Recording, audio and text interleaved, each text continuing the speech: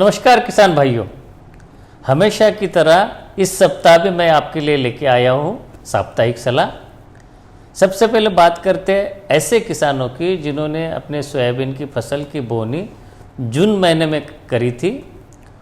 और जहाँ पे शीघ्र पकने वाली सोयाबीन की किस्में लगाई गई है। ऐसे किसानों को सलाह है कि जैसे ही फसल का रंग बदलना प्रारंभ हो, यानी कि फिजियोलॉजिकल मैच्योरिटी की तरफ हमारी फसल बढ़े, अपनी फसल की तुरंत कटाई करें। दूसरी बात, सोयाबीन की फलियां पकने की अवस्था में लगातार बारिश होने से फसल की गुणवत्ता में कमी आ सकती है और इसलिए सलाह है कि उचित समय पर फसल की कटाई करें, जिससे कि फलियों के चटकने से या पौधे पर ही फलियों के दाने अंकुरित होने की समस्या से बचा जा सके।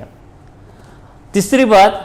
कटी हुई सोयाबीन की फसल को धूप में सुखाने के पश्चात अपनी सुविधा के अनुसार गहाई करें। यदि तुरंत गहाई करना संभव नहीं हो तो अपनी जो फसल कटी हुई है उसको सुरक्षित स्थान पर ले जाएं, इसको इकट्ठा करके ढेर लगाएं और तिरपाल से ढककर रख दें। आगामी वर्ष में सोयाबीन के बीज के रूप में उपयोगी जो करने वाली जो फसल है उसकी गहाई के लिए आपको सलाह है कि जो अपनी थ्रेशर की आरपीएम है 350 से 400 आरपीएम पर करें, जिससे कि बीज की गुणवत्ता बनी रहे। किसान भाइयों, अब बात करते हैं कि कीट नियंत्रण की। जहाँ पे जुलाई महीने में सोयाबीन की फसल बोई है, वहाँ पे अभी भी ऐसी कुछ फसल में चने की इल्ली का प्रकोप यानी कि हेलिकोवर्पा का दिखाई दे रहा है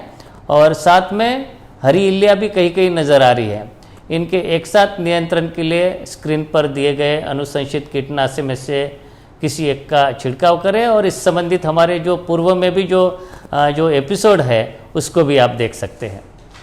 किसान भाइयों, इसके साथ साथ कुछ जगह पे सोयाबीन की फसल में पीला मोज़ाइक वायरस या सोयाबीन मोज़ाइक वायरस के भी लक्षण देखे गए हैं। इसके ऊपर हमने विस्तृत रूप से वीडियो बनाया है, कृपया आप उसको भी देख सकते हैं और उसके नियंत्रण के उपाय आप अपना सकते हैं। साथियों, जिन क्षेत्रों में कुछ जगह पे एंथ्रैक्नोज और राइजोक्टोनिया एरियल ब्लाइट ऐसी बीमारियां अभी भी देखने को मिल रही है, इसके ऊपर भी आप चाहे तो हमारा जो पूर्व में जो प्रसारित वीडियो है उसको भी आप देख सकते हैं और नियंत्रण के उपाय अपना सकते हैं।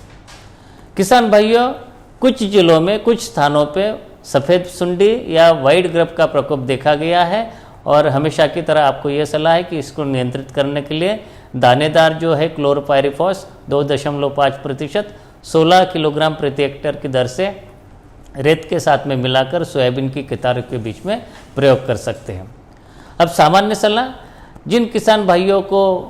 जो कुछ कीटनाशक या आदान खरीदने हैं तो आपको यह है कि जो अनुशंसित दवाइयाँ ही आप खरीदें और उसका रसीद ज़रूर लें और यह भी ध्यान रखें कि जब स्प्रे करते हैं तो स्प्रे करते हुए पानी की मात्रा 500 लीटर प्रति हेक्टेयर लें यदि आप नैपसेक स्प्रेयर से छिड़काव करते हैं, और पावर स्प्रेयर का यदि आप उपयोग करते हैं छिड़काव के लिए तो 120